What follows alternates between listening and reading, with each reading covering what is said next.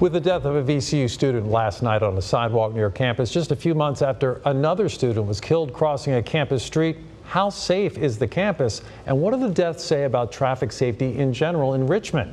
Here to provide some insight is Richmond cycling and public safety advocate Brantley Tyndall with Sports Backers Bike Walk RVA. Brantley, thank you for coming in.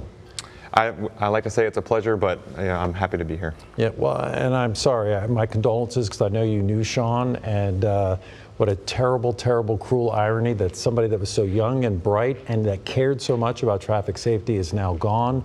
But I guess that begs the question, how safe is Richmond? How safe is a campus in the middle of Richmond? Well, Shawn was a great guy, and I got to meet him in state government. He was a legislative aide for a delegate, and we actually worked on legislative issues, transportation safety issues, going back to 2020. And it is ironic that he would meet his end this way. He shouldn't have been doing anything better. He was doing everything right. And so to the question of how safe is Richmond, unfortunately all the numbers are going in the wrong direction. We're running out of creative ways to raise a flag. Pedestrian safety numbers we're 100% up from where we were last year, and last year was a high record where we had a 150% increase last year too. Oh my goodness. And so what does it take though? What are the steps? I mean, we have so many models in Europe. People say, oh, look at how the Germans do it, or the Dutch.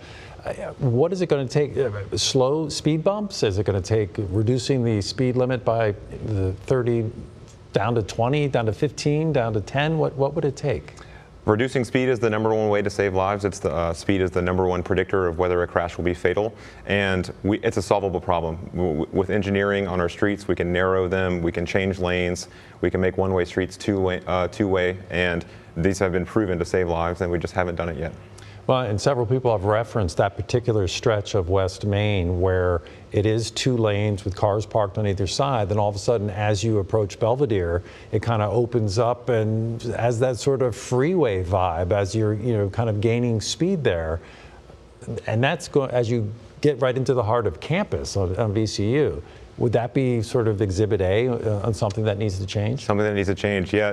As you approach VCU, you enter a pedestrian zone, but that particular stretch of Main Street encourages speeding to try to catch the light across Belvedere. Right, is exactly right, trying to catch that light. And we talked back in the day, a while back, we had the UCI World Championships here, and the question at that time was, all these big-time European cyclists are coming, is Richmond ready for a cycling lifestyle or to appreciate cycling? 8 years later, how much has changed in terms of how we as drivers, as citizens, approach cyclists and of course pedestrians who have always been there? The World came in 2015, and certainly we had a bike focus for a number of years leading up to that World Championship race.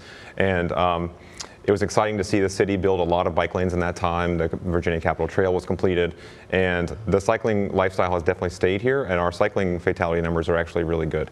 We should continue on that trajectory and continuing to build safe places for people to bike and walk.